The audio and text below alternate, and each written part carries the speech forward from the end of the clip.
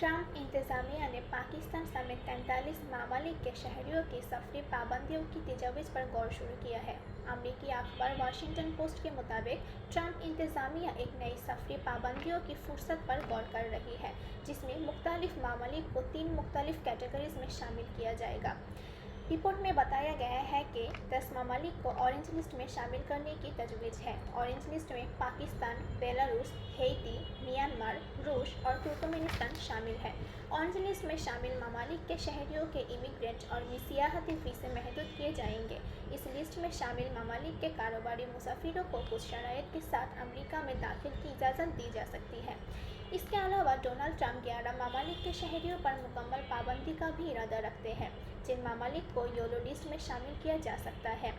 इनमें Afghanistan, Bhutan, Cuba, Iran, Libya, शुमाली Korea, शाम, सूडान, सोमालिया, वेनेजुएला और येमेन शामिल हैं। ट्रंप इंतजामिया चाद, डोमिनिका और लाइबेरिया समेत 22 ममालिक को येलो लिस्ट में शामिल करने पर गौर कर रही है, जिसका मतलब है कि उन ममालिक के शहरियों के पास वीज़ा दरख्वास्त के हवाले से किसी किस्म के तहज़्ज़ुब को दूर करने के लिए 60 रोज़ होंगे।